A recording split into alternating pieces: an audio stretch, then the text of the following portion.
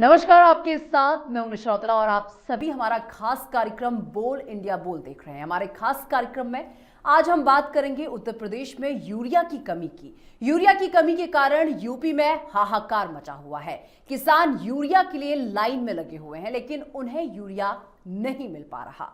वहीं तस्कर किसानों, निजी खाद विक्रेताओं व समिति के सचिवों में साठगांठ कर मोटा मुनाफा कमा रहे हैं। यूपी में यूरिया के लिए हाहाकार मचा हुआ है। नेपाल से सटे प्रदेश में 7 जिलों में खाद की किल्लत सबसे ज्यादा है, लेकिन तस्करी से नेपाल के खेतों में बहार है। आपको बता दें कि तस्कर ये खाद की 10 गुना ज्यादा कीमत वसूल कर मोटी कमाई कर रहे हैं। कृषि मंत्री सूर्य प्रताप शाही ने सोमवार को खुद खाद तस्करी के मामले में संवेदनशील सिद्धार्थनगर पहुंचकर कार्रवाई की चेतावनी दी और उसके बाद तस्कर भारतीय खाद को नेपाल तक पहुंचा रहे हैं। इस खेल में 266.50 रुपए में मिलने वाली एक बोरी यूरिया नेपाल पहुंचते ही 1500 से 2000 रुपए में बिक रही है। इस मोटी कमाई के कारण ही नेपाल सीमा से सटे पीलीभीत, लखीमपुर खीरी, बहराइच, श्रावस्ती, सिद्धार्थनगर, महाराजगंज के साथ ही कुशीनगर, देवरिया, गोंडा, बाराबंकी, सहारनपुर, बरेली, गौतम बुद्ध नगर, गाजियाबाद, बांदा, ललितपुर, मथुरा और चंदौली में खाद का संकट गहराता जा रहा है। इसी पर देखिए हमारी ग्राउंड रिपोर्ट। उत्तर प्रदेश में खाद को लेकर हाहाकार मचा है। वही बात करें हम सीतापुर जिले में बात की जाए, चाहे साधन सहकारी समिति हो या प्राइवेट खाद की दुकानें, वहां पर किसानों की लंबी लंबी लाइनें देखी जा सकती हैं। अभी कुछ दिन पूर्व कृषि मंत्री सूर्य प्रताप शाही द्वारा सीतापुर जिले का निरीक्षण किया गया था और कृषि जिलाधिकारी को जो है निलंबित भी किया गया था। लेकिन देखा जाए, ये जो निलंबन के बाद भी बात उल्टी ही नजर आ रही है। खाद की समस्या दूर ही नहीं हो रही है और किसानों की लंबी लाइनें देखी जा सकती हैं। हमारे साथ में कुछ किसान मौजूद हैं, आइए जानते हैं कि इनको खाद मौके पर मिल रही है कि नहीं। क्या नाम है भैया आपका? भैया कल मनोज कुमार नाम है। कल 2 बजे रात में आए थे। कल 3 बजे दिन में टोकन मिला, अभी तक खाद नहीं मिल पाई। खाद यहाँ क्या बता रहे हैं आप? खाद लेने क्या बता रहे हैं आप? जाओ तो खाद लाइन लगो। हाँ, यही बता रहे हैं। कै दिन लगभग हो गए आपको? परसों आए थे, टोकन नहीं मिला। कल आए 2 बजे रात में आए, फिर टोकन मिला, उसके बाद खाद नहीं मिल पा रही। टोकन मिला, फिर कहते लाइन में लगो, खाद निकल जा रही, खाद नहीं मिल पा रही। हमारे साथ भी और अन्य किसान, इनसे भी मालूम करते हैं। क्या नाम है भैया? रजनीश कुमार। कहाँ के रहने वाले हैं? धारा नगर, उमरगड्डी धारा नगर। उमरगड्डी। यहाँ आप खाद लेने आए, खाद मिल रही है आपको? नहीं मिल रही। कई दिन से आप खड़े लाइन में? परसों रात में आए थे 11 बजे। परसों रात में आए थे जी। तो क्या रात में भी खाद वितरण होता है क्या? वितरण नहीं, लाइन लाग रही है। तो मौके पर आए, क्या कह रहे हैं ये? अब कह रहे हैं लाइन टोकन मिल गया है, कह रहे हैं लाइन लगो तब खाद मिलेगी। हाँ। और भी अन्य साथी हमारे साथ, देखिए किसान साथी हैं, देखिए क्या कहते हैं। भैया क्या नाम है आपका? कन्हैया कुमार। इधर देखिए। तो खाद लेने आए हैं आप? जी। कब लेने आए थे खाद आप? परसों से। तो अभी तक आपको खाद नहीं मिली क्या? नहीं जी। क्या कह रहे हैं? कह रहे हैं लाइन में लगो, सर टोकन मिला हुआ है, बोलते हैं लाइन में लगो, वहाँ आगे जाते दंगा हो जाता, फिर वहाँ से घूमो, फिर लाइन में लगो, फिर जाओ, तो खाद बराबर बढ़ रही है। अन्य लोग लेकर जाते हैं खाद। अन्य लोग क्या मतलब है? कहाँ से? मतलब क्या है सर, आते हैं, बहुत देखते हैं, जाते हैं, टोकन देते हैं, मिल जाती है खाद। हम लोग लाइन में लगे रहते। तो आप पैसा नहीं देते हैं क्या? सर पैसा क्यों नहीं देते हैं? तो वो जो खाद ले जाते हैं तो क्या काला बाजारी की कुछ ऐसा माल चल रहा है? सर कोई होगा जरूर ना, कोई सिस्टम। अब हम लोग लगे रहते हैं, लाइन में लगे हैं, बताओ उधर से भी दंगा होता, ना उधर की लाइन बढ़ रही है, ना इधर से लग रहे हैं। वो लोग क्या कर रहे हैं पता नहीं।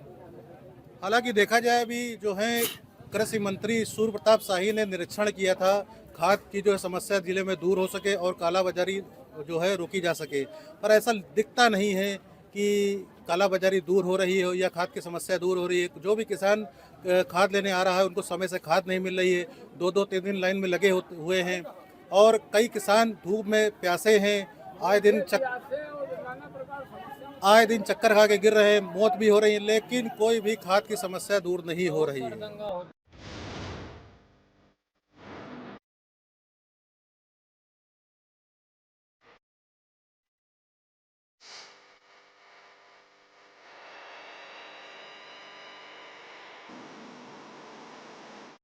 तो संकल्प अभियान के भीतर जब मैं देख रहा था तो वर्ष 2016-17 में खरीफ के भीतर मात्र, तब समाजवादी पार्टी की हुकूमत थी, सिर्फ 23 लाख मीट्रिक टन जो है वो यूरिया बिकी थी खरीफ सीजन में, और हम अब तक 32 लाख मीट्रिक टन, यानी जितनी यूरिया अखिलेश यादव जी की सरकार में 2016-17 में बिकी थी, उससे लगभग हमारा खरीफ का सीजन पूरा होते होते 2 गुना हो जाएगा। अब तक 32,07,000 मीट्रिक टन हो गया है। गत वर्ष हमारा खरीफ के सीजन में 38 लाख मीट्रिक टन हमने यूरिया किसान भाइयों को सुलभ कराई। हमारे सही समय से फर्टिलाइजर को उपलब्ध कराए जाने के कारण, अच्छे प्रकार के बीजों को उपलब्ध कराए जाने के कारण और सिंचाई सुविधाओं को बढ़ाए जाने के कारण राज्य का खाद्यान्न उत्पादन 557 लाख मीट्रिक टन से बढ़ करके 737 लाख मीट्रिक टन इस साल रहा है। ये योगी आदित्यनाथ जी की सरकार आदरणीय प्रधानमंत्री नरेंद्र मोदी जी की नीतियों का अनुपालन करते हुए उन सारी योजनाओं को, हमारी कोशिश होती है कि 100% हम उत्तर प्रदेश में उतारें, और उसके परिणाम स्वरूप 200 लाख मीट्रिक टन के करीब हमारा खाद्यान्न उत्पादन राज्य का बढ़ा है। इसी तरीके से गन्ना का भी उत्पादन बढ़ा है, वो अलग है।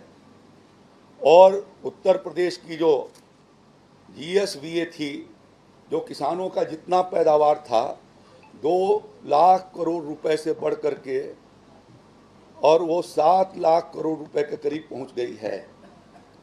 तो ये परिवर्तन राज्य सरकार के प्रयासों से, केंद्र सरकार के प्रयासों से, प्रधानमंत्री किसान सम्मान निधि के माध्यम से, जो समाजवादी पार्टी के राज्य के ज़माने में किसान कर्जदार हो गए थे, उनके ऋणमोचन को किए जाने के वजह से, उनके कर्जे को माफ़ किए जाने की वजह से, और इधर अच्छे प्रकार के अनुदानित बीजों की मात्रा को बढ़ाए जाने की वजह से राज्य को यह इतनी बड़ी सफलता प्राप्त हुई है।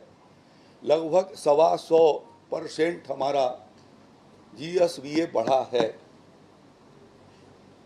तो यह अपने में राज्य के, जो अभी आजकल अखिलेश यादव जी ने जो बोला, मैं उसके संदर्भ में ये चाहता था कि आप सबके बीच में इस तथ्य को रखें। और तमाम जानकारी के साथ श्रावस्ती से मेरे सहयोगी नावेद इस वक्त मेरे साथ जुड़ चुके हैं। नावेद, देखिए, लगातार FM न्यूज इस खबर पर बना हुआ है और FM न्यूज की खबर का बड़ा असर भी हुआ है। जो कृषि अधिकारी हैं वो सस्पेंड किए गए, लेकिन बात अगर श्रावस्ती की कर ली जाए, खाद की किल्लत लगातार यहां पर चल रही है। क्या जो ये खाद की किल्लत यहां पर चल रही है, कुछ कमी आई है? क्योंकि लगातार हम इस खबर को जो है दिखा रहे हैं और लगातार ये मुद्दा उठ रहा है, क्या कोई कमी अब अधिकारियों का ध्यान इस ओर आता हुआ दिख रहा है? अगर बिल्कुल, जैसे श्रावस्ती में जिला अधिकारी अजय द्विवेदी ने दावा किया कि यहाँ की जो यूरिया का लक्ष्य है मैट्रिक खपत का 24,741 मैट्रिक टन यूरिया का लक्ष्य है श्रावस्ती में। जिलाधिकारी अजय द्विवेदी ने दावा किया कि 20,728 मैट्रिक टन यूरिया बांटा जा चुका है।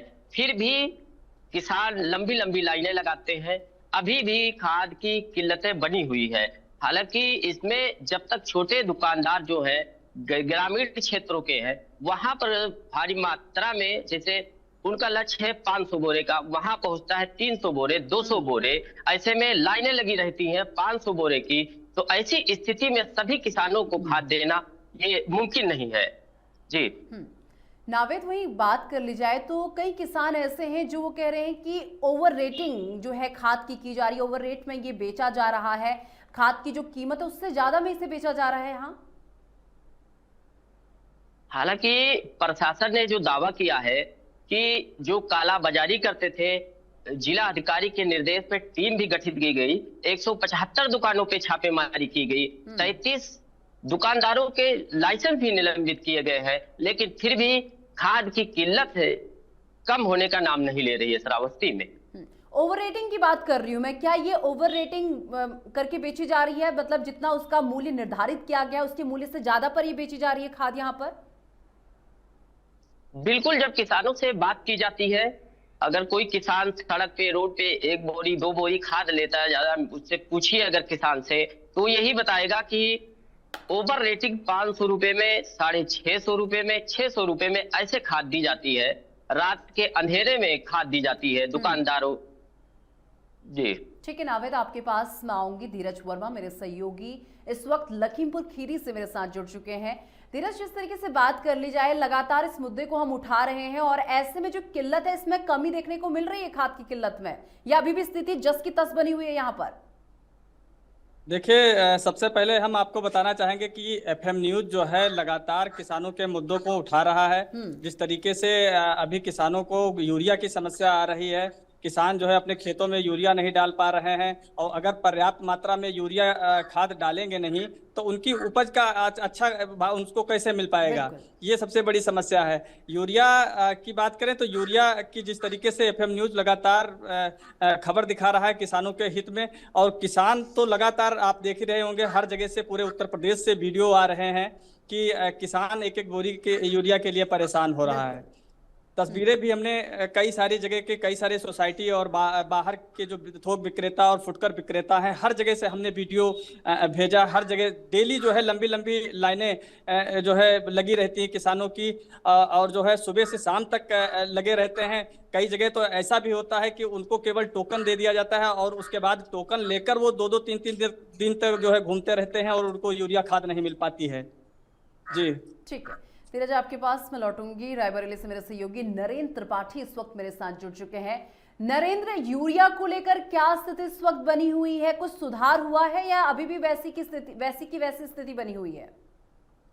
बिल्कुल निशा, मैं आपको बताना चाहूंगा, अगर रायबरेली में यूरिया की बात कर ली जाए तो रायबरेली में फिलहाल ऐसा अभी कुछ देखने को नहीं मिला है, क्योंकि आपको बता दें कि जिला कृषि अधिकारी जो अखिलेश पांडे, उन्होंने कंट्रोल रूम पे एक नंबर उन्होंने प्रोवाइड कराया ताकि जो भी किसान भाई उनको किसी प्रकार की दिक्कतें न हो। रायबरेली में यूरिया फिलहाल पूरी तरीके से मौजूद है, उनका पूरा भंडार लगा हुआ है। लेकिन सबसे बड़ी बात, अभी हमारी पीछे अधिकारी अनुराग कंचन से बात हुई है, अंकुर कंचन से, उन्होंने साफ तौर पर बताया कि आज 27 समितियों को लगभग मीट्रिक टन से हिसाब से यूरिया पहुंचाई जा चुकी है। HURL एक कंपनी है जहां 1550 27 समितियों को आज यूरिया पहुंचाई गई है। हालांकि रायबरेली में अब तक अभी किसान को ऐसे कुछ देखने नहीं मिला है कि ताकि किसानों को दिक्कत आ रही हो यूरिया को, या फिर ओवर रेटिंग की ओर पे यूरिया बेची जा रही हो, ऐसी अभी तक कोई समस्या निशा देखने को नहीं मिली है। लेकिन जिस तरह से प्रमुखता से एफएम न्यूज पूरे प्रदेशों की खबर चला रहा है यूरिया को लेके, नेपाल की अगर हम बात करें, नेपाल को भी जोड़ेंगे, 10 गुना ओवर रेट के ऊपर से यूरिया बेची जा रही है रायबरेली में। और रायबरेली में जो जिला कृषि अधिकारी वो पहले इस लेके एक्शन मोड पे आ जाओगे। जिस तरह से देखा गया कि कहीं ना कहीं 3 जनपदों के अधिकारियों को निलंबित कर दिया गया, लेकिन रायबरेली में फिलहाल अभी ऐसे यूरिया को लेके किसान अगर परेशान हो तो ऐसी कोई दिक्कतें देखने सामने को निशा नहीं आ रही है।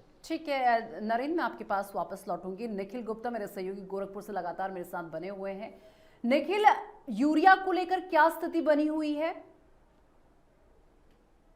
देखिए, कल एफएम न्यूज ने यूरिया को लेकर गोरखपुर की जो है खबर को भी प्रमुखता से प्रसारित किया था। जिसका नतीजा यह देखने को मिला, आज कई जगह हम लोगों ने खुद ग्राउंड पर जो है किसानों से उनका हाल जानने के लिए हम लोग खुद जो उतरे हुए थे, वहां पर हम लोगों को देखने को मिला कि जो भी समितियां हैं उन समितियों पर जो है स्टॉक जो है यूरिया की स्टॉक जो है मात्रा में जो उतारी जा रही थी, और कहीं ना कहीं जो जहाँ भी ऐसी कमियां, जहाँ किसान ज्यादा मजबूत थे यूरिया को लेकर, उसमें सुधार देखने को मिला था। वहीं खबर को प्रमुखता देने के बाद जो कृषि अधिकारी हैं गोरखपुर के देवेंद्र सिंह, उन्होंने भी जो है इसका संज्ञान लिया, और संज्ञान लेते हुए 17 प्राइवेट दुकानों पर जो है जो यूरिया काफी मात्रा में ले रहे थे समितियों से, उन दुकानों को जो नोटिस जारी किया।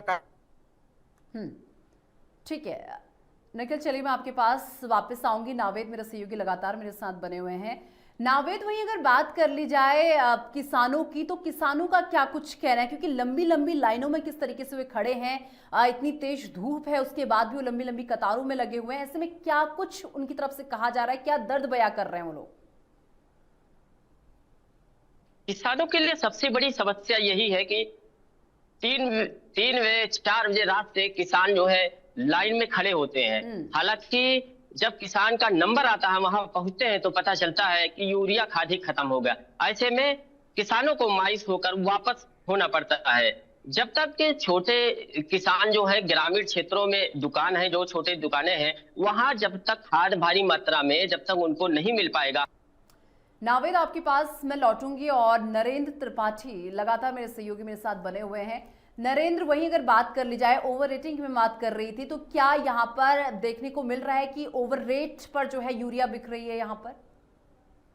बिल्कुल, मैं निशा आपको बता दूं, अगर ओवर रेट की बात की जाए तो मैंने पहले ही बताया कि रायबरेली में अब तक ओवर रेटिंग का कोई मामला नहीं आया। हालांकि एक वीडियो आज जरूर आया था कि गुप्त तरीके से यूरिया खाद एक प्राइवेट गाड़ी पे लोड की जा रही थी। हालांकि वो वीडियो वायरल होने के बाद खाद को पुनः उसी जगह रख दिया जाता है। जिस तरह से सरकार का सख्त निर्देश आया है कि यूरिया को लेकर किसान भाई को किसी प्रकार की समस्या नहीं होनी चाहिए, किसी प्रकार के बिचौलियों का बीच में हाथ नहीं होना चाहिए, कोई किसी प्रकार की कालाबाजारी नहीं होनी चाहिए। और जिसको के रायबरेली के जो जिला कृषि अधिकारी हैं अखिलेश पांडे, उसके बाद जो पीसीएफ अधिकारी हैं, उनको भी साफ तौर पर यह निर्देश दिए गए किसी प्रकार से किसान को समस्या नहीं हो। क्योंकि जिस तरह से देखा गया अभी 3 जिलों के जो अधिकारी उन्हें सस्पेंड किया गया, जिसको लेकर रायबरेली का जो विभाग पूरी तरीके से एक्शन है, किसानों को समझाया जा रहा है। जो लंबी लंबी कतारें लगी होती हैं, क्योंकि किसान भाई भी सुबह से लेकर दोपहर तक लंबी लंबी कतारों में लगे होते हैं, कहीं ना कहीं 1-2 बोरी खाद के लिए, क्योंकि अन्नदाता ही सबसे बड़ा दाता माना जाता है। किसान वो दिन भर अपने एक जोत के लिए वहां बोरी पानी के लिए वहां लंबी लंबी कतारों में लगे होते हैं। लेकिन उसी दरमियान अगर बिचौलिया बीच में आ जाते हैं, वो